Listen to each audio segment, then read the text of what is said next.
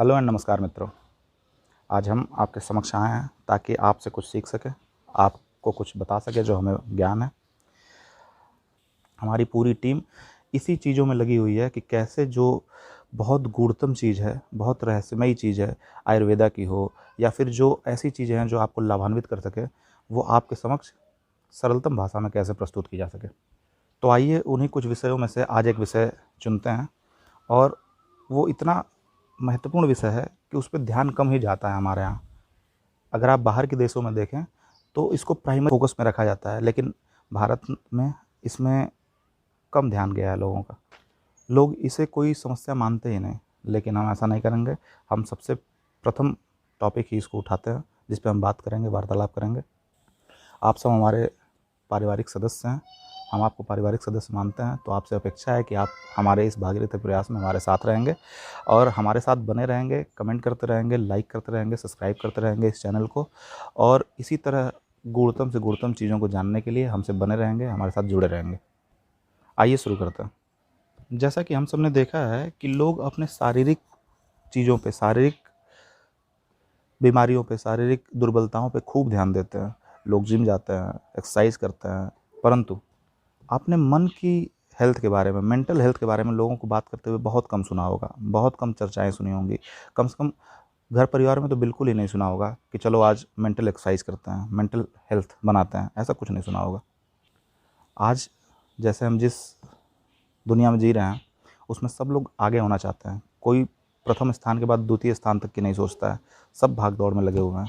इस भाग दौड़ में लगे होने के कारण जैसे आप बहुत भाग लें तो आपकी मसल फटीग हो जाती है, जैसे आप बहुत दौड़ लें तो क्रैम्पिंग आने लगती है।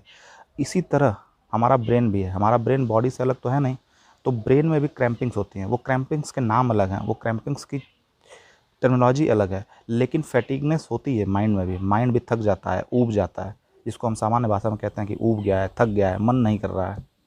तो हमारा मन, हमारा माइंड ये भी थकता है, ये भी बीमार पड़ता है।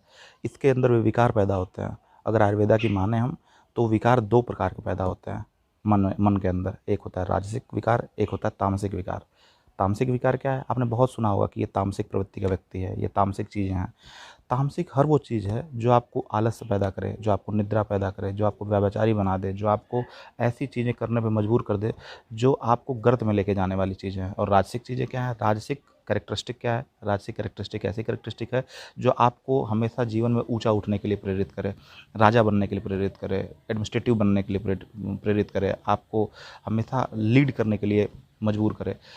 अच्छा, बात बड़ी रोचक ये भी है कि अगर ये दोष ना हो तो हमारी शरीर, हमारी बॉडी जो है फंक्शन भी ना कर पाए, आप शिथिल पड़ जाएं, आपको कुछ करने का मन ही ना हो। और अगर ये अपने साम्य अवस्था से बिगड़ जाए, अर्थात इक्विलिब्रियम से बिगड़ जाए, तो दोष पैदा कर दे, डिजीज़ पैदा कर दे, विकार पैदा कर दे।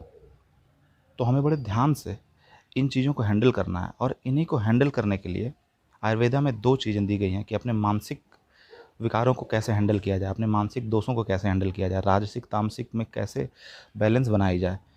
तो आयुर्वेद कहता है कि दो चीज़ें हैं। अगर आप धी अर्थात बुद्धि और धैर्य अर्थात पेशेंस, इन दोनों पे काबू पा लेते हैं, इन दोनों को अपनी लाइफ में उतार लेते हैं, तो इन दोनों समस्याओं से बहुत आराम से निजात पा लेंगे, रहेंगे। आयुर्वेद की एक और थ्योरी है जिसमें ये कहा गया है कि अगर आपका मन स्वस्थ नहीं है तो आपका शरीर स्वस्थ नहीं हो सकता, और आपका शरीर स्वस्थ नहीं है तो आपका मन स्वस्थ नहीं हो सकता। इसको मैं समझाता हूँ कि कैसे ऐसा कहा गया है। अगर आप एक उदाहरण के तौर पर देखें कि अगर आप बहुत प्रोलॉन्ग टाइम से, बहुत दिन से किसी क्रॉनिक डिजीज से ग्रस्त हैं, किसी ऐसी डिजीज से ग्रस्त हैं, किसी ऐसी बीमारी से ग्रस्त है जो बहुत दिन से चली आ रही है। मान लीजिए आप डायबिटिक हैं, आप ब्लड प्रेशर के पेशेंट हैं, आपको कोलेस्ट्रॉल बढ़ा हुआ है, तो 10-5 साल बाद ऐसा होगा कि आपका मन व्यथित हो जाएगा, आपका मन के अंदर अजीब समस्याएं उत्पन्न होने लगेंगी, डिप्रेशन होने लगेगा, आपको अनिद्रा आने लगेगी, आप बेचैन रहने लगेंगे। अर्थात आपका मन अब ऊब गया है उन सारी समस्याओं से जो आपकी शारीरिक समस्याएं थी। अर्थात शारीरिक समस्याओं ने मन को विकारमय कर दिया।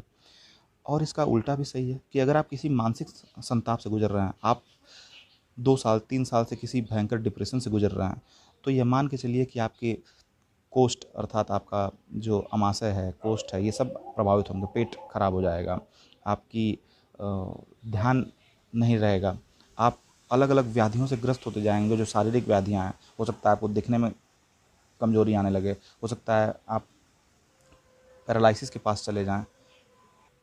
बहुत ज़्यादा केसेस में तो ऐसा भी देखा गया है कि लोगों को हार्ट अटैक हो जाए, मानसिक संतापों के कारण ही होता है। तो मानसिक संताप जो है, मानसिक विकार जो है, वो आपको हार्ट अटैक से लेकर डायबिटीज़ तक करवाने के लिए काफ़ी हैं। और डायबिटीज़ और ऐसी शारीरिक अवस्थाएं जो हैं, जो शारीरिक विकार हैं, वो आपको मानसिक रूप से प्रताड़ित करने के लिए, संतापित करने के लिए जिम्मेदार होती हैं।